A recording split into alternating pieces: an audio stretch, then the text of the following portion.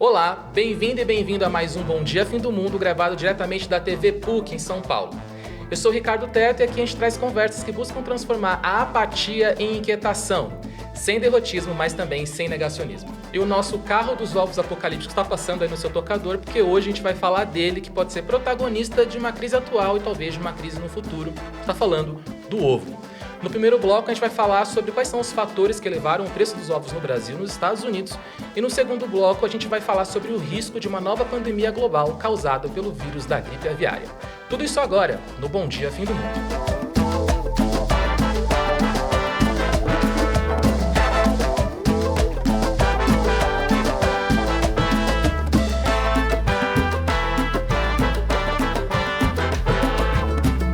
Bom, antes de mais nada, deixa eu começar cumprimentando aqui minhas colegas do Fim do Mundo. Primeiro, Giovana Gerardi. Bom dia, Giovana. Preparada aí para esse omelete pandêmico de hoje? Bom dia, Terto. Bom dia, pessoal. Olha, por via das dúvidas, eu já comi meus 2 ovos hoje para garantir. E Marina Amaral. Bom dia, Marina. Será que o programa de hoje é gema dura ou gema mole? Olha, o que eu tô tentando é fazer a omelete sem quebrar os ovos. É ótimo. Bom, feitas as devidas apresentações e cumprimentos, enquanto a batata do Fim do Mundo segue assando por mais uma semana, aproveite que você está aí nos assistindo, nos escutando e siga e assine esse podcast onde você estiver. Continue sendo o nosso profeta do apocalipse e traga mais olhos e ouvidos para essas conversas. Enquanto o meteoro não vem, a gente se contenta com as estrelas. Então, se você estiver nos escutando no Spotify ou na Apple, nos dê 5 estrelas para ajudar aí na nossa visibilidade. Agora chega de enrolação e vamos logo para o primeiro bloco do programa, logo depois da vinheta. Eu estou querendo descobrir aonde é que teve um ladrão que passou a mão, sabe, no direito de comer ovo do povo brasileiro. Porque eu gosto de ovo. Eu, se comer 2 ovos por dia, eu adoro um ovinho só com arroz, mexido molinho, sabe? Eu adoro. Às vezes eu prefiro isso do que comer qualquer comida boa. É isso aí, Lula, tá que nem vocês aí, que já comeram um ovinho antes da gravação, né? A gente começa o programa de hoje, né, com esse vídeo, esse discurso aí do Lula, que a gente tirou o vídeo do canal Poder 360, e como vocês acabaram de ouvir, né, é o Lula que começa o discurso falando que ele quer saber quem é o ladrão que pegou aí, passou a mão no direito do povo brasileiro de consumir ovos. Então, Marina, acho que a gente pode começar por essa pergunta, né? Quem é o ladrão de galinha ou de ovos do Brasil hoje? Olha, Terto, o presidente Lula tem razão para se preocupar com o preço dos ovos, porque essa é a proteína mais barata do mercado. E não é tanto que as pessoas amem o arroz com ovo como ele, ou melhor, um arroz com feijão e ovo, mas é que essa é a melhor opção de nutrição para as famílias de baixa renda. E o momento de alta do ovo foi muito ruim, porque já tinha tido um aumento de pouco mais de 20% da carne. E com esse aumento de 40% dos ovos, as pessoas ficam sem ter para onde correr. Sim. E aí, o que vai? Vai para proteína ultraprocessado, né? Proteína de baixa qualidade, salsicha, apresentado, por aí. Também não adianta nada o Banco Central subir os juros em relação à inflação de alimentos. Por quê? Ao contrário, até. Eu conversei com 2 economistas que me disseram que o problema da alta dos alimentos é uma escassez de oferta, enquanto que os instrumentos do Banco Central, né, o aumento de juros, eles mexem com a demanda. Então não adianta nada. E por que é pior? É pior porque daí não tem investimento.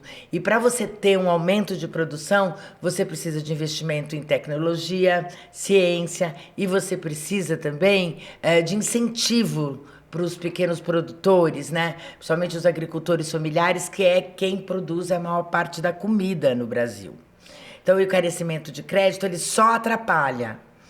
Como disse uma das minhas entrevistadas, que é a economista Clara Branch, que atua no MAD, é um centro de pesquisa de macroeconomia das desigualdades ali da USP, é preciso qualificar a inflação. Escassez de oferta não se resolve com medidas do Banco Central, se resolve com políticas públicas. E eu acho que tem uma coisa, né, que a verdade é que não tem um pilantra passando a mão no ovo, né, como o presidente deu a entender. Num outro trecho até do discurso que a gente não ouviu aqui, ele comenta que uma das justificativas que ele ouviu, né, de especialistas sobre por que o ovo está tão caro, foi o aumento das temperaturas, né, foi o aquecimento global. E aí o Lula argumenta assim, assim, mas o ano passado foi quente e o ovo não estava nesse preço, né? Então por que estaria agora? É verdade, o Lula tem razão quando ele fala que 2024 foi o ano mais quente, né, do registro histórico, mas a verdade é que o aquecimento global, sim, tem aí uma ponta de responsabilidade no que está acontecendo agora, né, Marina? Sim, não é que a gente seja fanático pelas mudanças climáticas. Só um pouquinho. Mas é que foram o que me disseram as economistas que conversei. E também a opinião de um agrônomo, Eduardo Assad, que é especializado na relação entre produção de alimentos e mudanças climáticas. Ele assinou um artigo com o economista Braulio Borges no Valor Econômico. E um dos números que ele cita, talvez o mais expressivo, é que as perdas para a agricultura por causa de eventos climáticos de 2013 a 2022 chegará a quase 300 bilhões de reais. Isso corresponde a mais ou menos 70% do crédito disponibilizado no Plano Safra 2024-2025, né? E, além disso, ele comenta que há uma desaceleração da produtividade, mesmo em setores capitalizados como a soja. O quanto eles conseguiam crescer em termos de produtividade, agora eles não estão conseguindo mais, né? E tem mesmo quebra de safra, como aconteceu ali com a seca no centro-oeste e no sul. E a estiagem no sul, ela alternou com aquelas chuvas enormes que a gente viu, a catástrofe do ano passado, né? E o aumento do preço da soja, que é causado por essa redução de oferta, leva a gente de volta para o ovo. Por quê? Porque a ração das galinhas poedeiras, principalmente as industriais, das granjas grandes, ela é 85% soja e milho. Então, quando sobe a soja, sobe, obviamente, o preço da ração.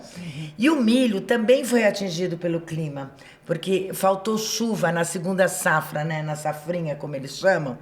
Então, também teve uma grande alta do milho. E aí, claro, são duas commodities, tem questões cambiais envolvidas, né, principalmente o aumento do dólar no fim do ano passado, mas o fator principal, o que perdura, é a mudança climática. A própria produção de ovos ela é afetada pelo calor, porque as galinhas comem menos e aí elas põem menos ovos e ainda os ovos têm a casca mais fininha, o que também acaba trazendo quebra de produção. Então é o seguinte, o que os economistas concordam é que você precisa ter uma política global de mitigação de emissões, né, para a gente evitar que a temperatura continue subindo, e uma política interna de investimento em tecnologia e inovação para adaptar o agro, né?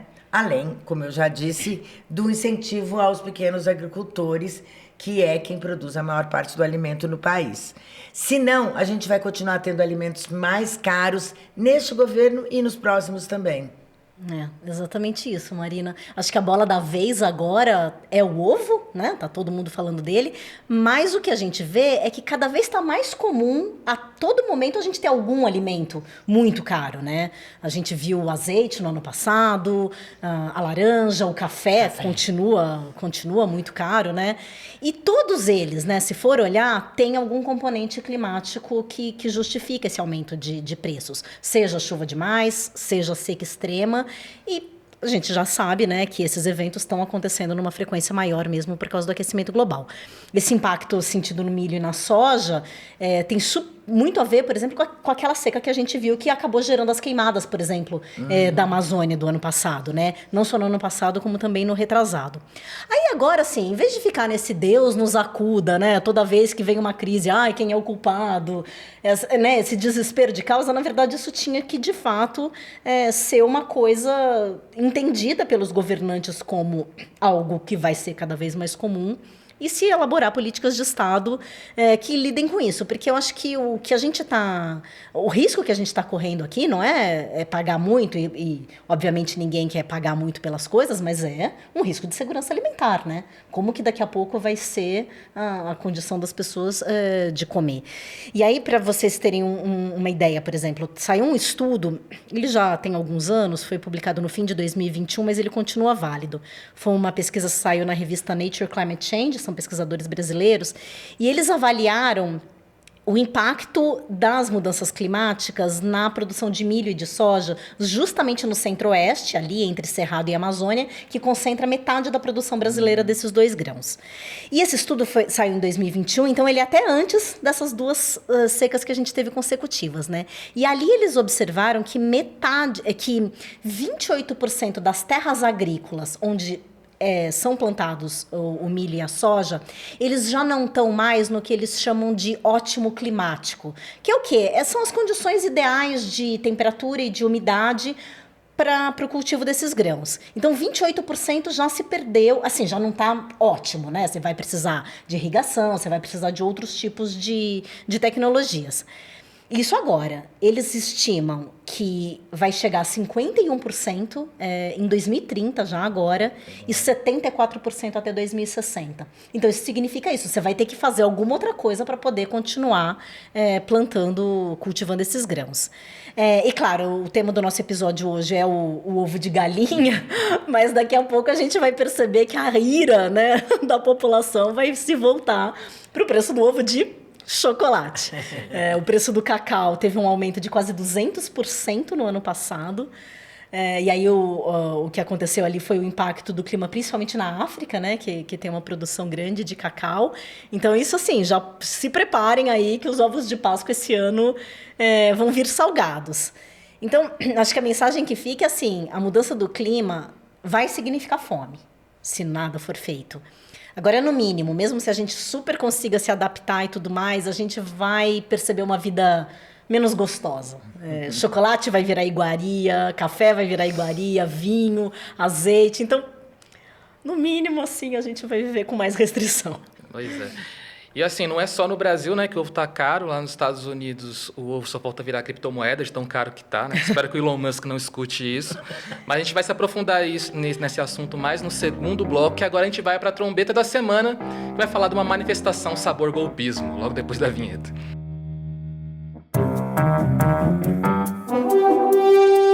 E antes da Lady Gaga, Copacabana recebeu no último domingo o golpista Gagá, Jair Bolsonaro, que, diferente da cantora pop, desta vez não arrastou multidões. Mas não se engane, o golpismo segue firme e forte no Brasil. Basta ver quantos governadores, senadores e deputados e outros que, sem nenhum pudor ou vergonha na cara, marcaram presença para conseguir um pouco do espólio político do ex-presidente. O governador do Rio, Cláudio Castro, jogou no ar um número de que 400 mil pessoas teriam participado do evento, enquanto estimativas de pesquisadores da USP e do Datafolha estipularam entre 18 e 30 mil pessoas na manifestação. Silas Malafaia, admitindo o fracasso do evento, declarou que tinha avisado dos riscos dele ser realizado no Rio de Janeiro, porque, em suas palavras, o carioca acorda mais tarde no domingo e se tem praia é pior ainda. Claro que tem muita balela aí para justificar a baixa adesão à manifestação, mas não posso deixar de imaginar a possibilidade que, de repente, o 8 de janeiro poderia nem ter acontecido se a capital federal ainda fosse no Rio. Imagina, o Brasil quase foi salvo pelo "já tô chegando" do carioca, quer dizer que ele vai atrasar só mais 2 horas, e pelo futevôlei, que não ia parar para ninguém pedir intervenção militar. Bom, o que eu sei é que essa foi a trombeta da semana. Um sinal do fim dos tempos e um sinal de que o bom dia, fim do mundo, só está na metade.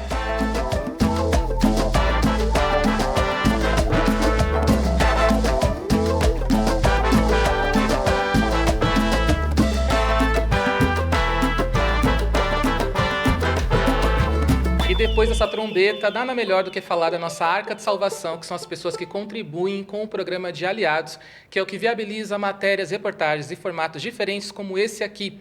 Se você quer fazer parte desse grupo mais seleto do que Ovos de Piracicaba, você pode acessar apoie.apublica.org e ver lá as melhores opções para você, mas pode ter certeza que vai ser mais barato do que comprar uma cartela de ovos nos Estados Unidos, que é o assunto desse segundo bloco que a gente vai começar agora.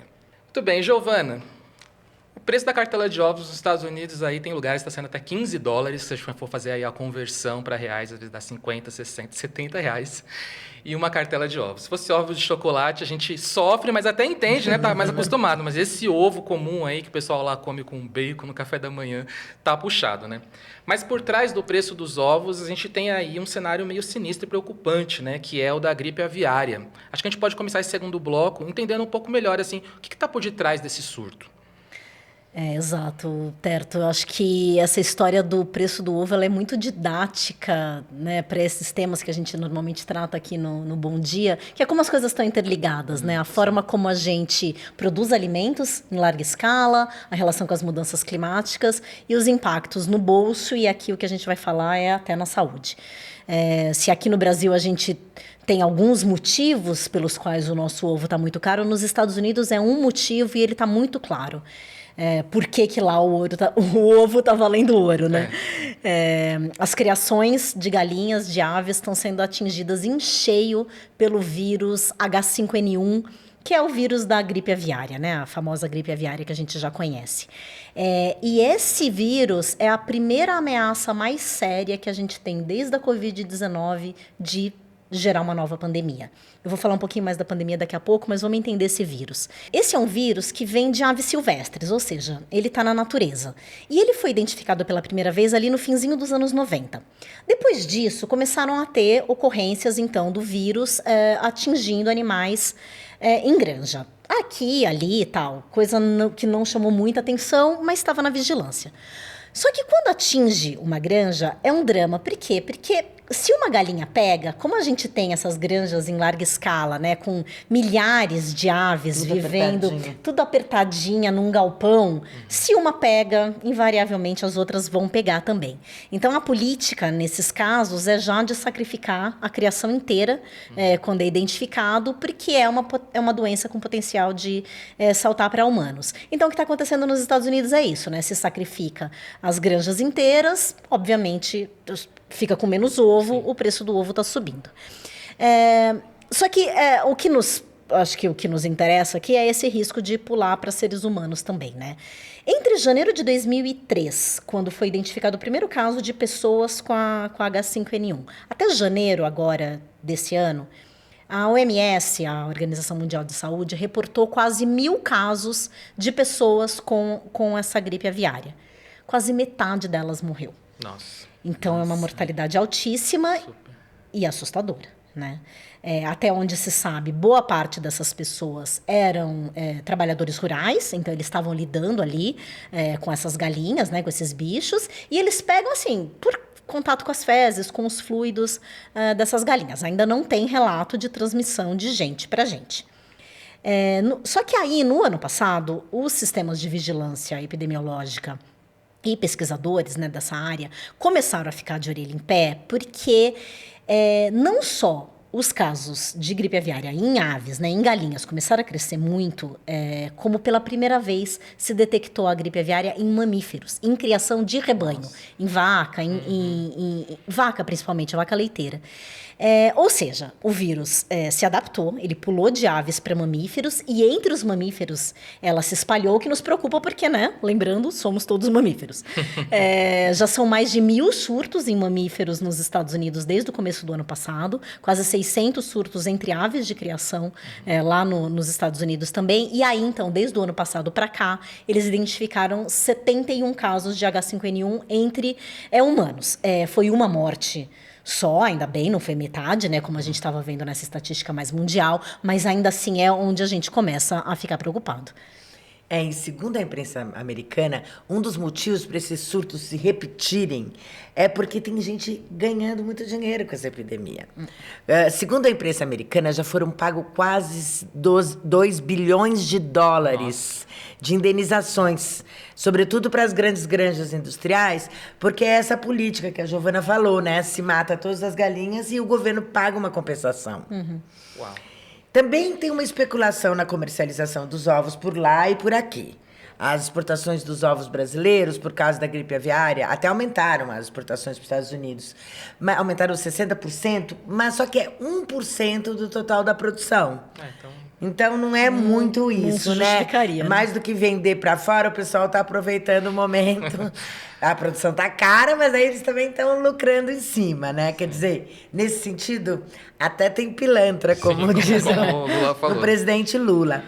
Mas o que eu acho mais grave é que os surtos de gripe aviária eles estão se repetindo porque não se tomam as medidas preventivas. Justamente porque, financeiramente, compensa matar as galinhas, né? E agora o que eu queria saber, Giovana, é se essa gripe pode chegar nas nossas galinhas também e na gente.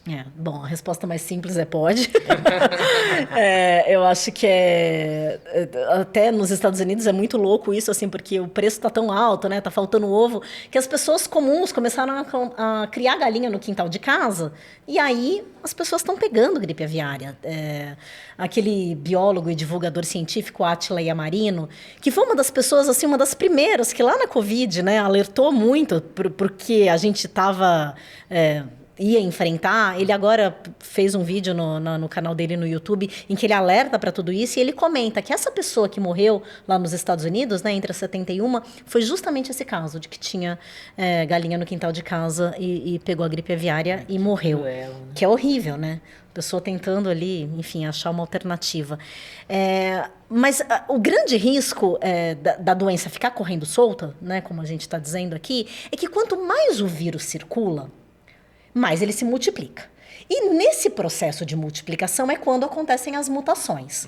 E aí, qual que é o medo, então? Que ele consiga desenvolver uma mutação que permita que ele seja transmitido de pessoa para pessoa, e aí vai embora. Aí vira pandemia, né? Vale lembrar que a última vez que a gente teve esse salto de gripe aviária para virar gripe humana foi em 2009. Lembra quando a gente teve até a pandemia de H1N1, né? Na época o pessoal até chamava de gripe suína, mas ela era exatamente o mesmo caso. Ela era uma gripe de ave, né, aviária, que saltou para os porcos e aí saltou para a gente e foi aquele perereco. No começo desse mês, um grupo de especialistas, um grupo de pesquisadores que é especialista em prevenção de pandemia, eles divulgaram uma carta de opinião na revista Science, que é uma revista científica, e aí eles fazem um alerta. Tá mais do que na hora da gente se preparar, sim, para uma pandemia de H5N1. Eles falam que é basicamente uma corrida contra o tempo ali, contra essa evolução do vírus, para que a gente consiga preparar vacinas e preparar um sistema de vigilância antes que aconteça essa mutação. E aí a preocupação cresceu porque, por exemplo, eles já descobriram gatos contaminados, que tomaram leite cru desse gado contaminado, né? E lá nos Estados Unidos eles vendem leite cru, que é uma coisa também meio bizarra, mas enfim. E aí, então, já chegou nos gatinhos que a gente tem dentro de casa. Tá cercando, né? Tá cercando. A gente viu gripe aviária já aqui na América do Sul, pegando, inclusive, nas aves migratórias que ficam nas praias lá do Rio Grande do Sul. E chegou na Antártida. Nesse período, a gente já viu morte, por exemplo, em elefante marinho e em foca. Então, assim, o vírus está se espalhando. E é esse o risco da mutação, né? Os pesquisadores recomendam que se intensifiquem os estudos com vacina para que, se a doença começar a ser transmitida entre humanos, a gente já possa reagir mais rápido, porque a pesquisa já estaria andando. Pois eu fico me perguntando, né? A gente está completando 5 anos de pandemia. Será que a gente aprendeu alguma coisa que a gente vai usar agora? Estamos preparados, Giovana? Eu acho que a gente aprendeu preparado, eu já não tenho tanta certeza.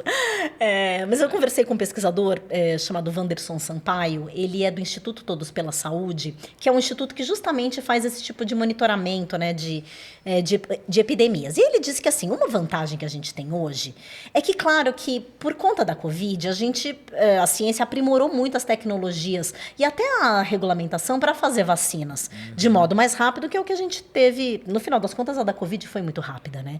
Então, assim, a gente sabe, a gente tem condição de responder rápido. Até porque gripe é uma coisa que a gente conhece melhor do que a Covid, que de fato era uma doença que a gente não conhecia, né? De todo modo, trata-se de um vírus novo. Então, para fazer a vacina, você tem que passar por todas aquelas etapas que a gente conheceu tão bem lá na Covid, né? Teste clínico, fase 1, fase 2, fase 3. Só que a vantagem é que esse vírus já está circulando e as pessoas já conhecem ele. Então, pesquisadores estão começando a fazer testes com vacina para esses vírus. Nos Estados Unidos tem 3 vacinas que já estão sendo testadas, já tem aprovação da FDA, né, o projeto de pesquisa. E aqui no Brasil também tem uma em fase pré-clínica, esperando a aprovação da Anvisa para poder começar a fazer, pra avançar nos estudos. Então, assim, se esse vírus começasse a transmitido entre humanos, aí o que eles fariam? Eles pegariam essa variante, né, que mutou, que consegue transmitir, e aí pegaria essa variante e colocaria nessa vacina. Então, tende a ser mais rápido, né? Fora que, com a Covid, em teoria, a gente aprendeu que tem medidas simples que funcionam para evitar a transmissão, como usar máscara, manter algum grau de distanciamento. Então, assim, isso também poderia ser adotado rapidamente até dar tempo da vacina estar pronta, né? Só que a gente não pode se esquecer que os Estados Unidos trazem um outro risco, além de estar permitindo, né, a gripe aviária de se espalhar lá, é que o governo Trump está desmontando a pesquisa em saúde, né? Eles estão fazendo vários cortes naqueles NIH, que são os Institutos Nacionais de Saúde, inclusive de pesquisas de desenvolvimento de vacina. Fora que o Trump saiu, né, anunciou a saída dos Estados Unidos da OMS, cortando o financiamento para o órgão, e isso é uma peça importante no cenário global para fazer vigilância epidemiológica. Pois é, né? Apesar dos aprendizados, a gente está num momento muito terrível, porque tem todo esse movimento anti-vax, e agora a gente está vendo até, sei lá, volta de surto de sarampo, né? Exato,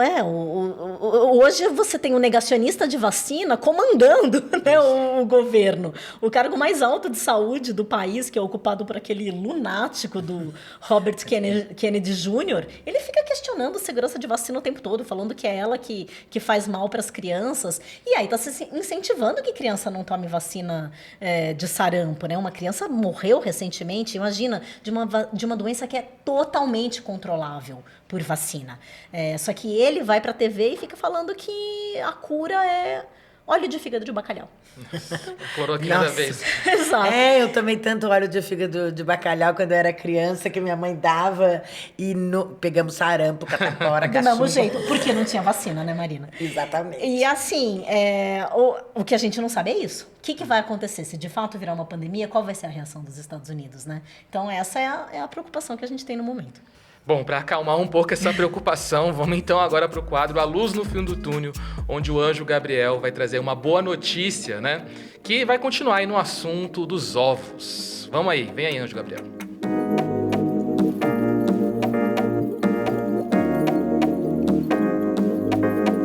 Você sabia que um item que tem na sua casa e você joga fora toda semana pode ajudar a recuperar áreas degradadas do cerrado? Eu tô falando da caixa de ovos. Um estudo feito por 2 universidades federais, uma do Mato Grosso e outra de Goiás, concluiu que cápsulas feitas com as embalagens de ovos podem ajudar muito a aumentar o sucesso de germinação de 3 sementes usadas na regeneração do cerrado.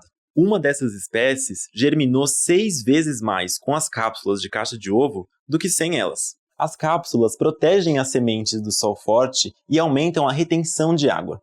A técnica ajuda no crescimento da planta e funciona como uma mini estufa, que favorece a germinação. Cada cápsula custa menos de R$1, isso mesmo, R$1 para ser fabricada. E quando falamos em recuperação de biomas, uma regeneração mais eficaz e barata pode ser muito interessante.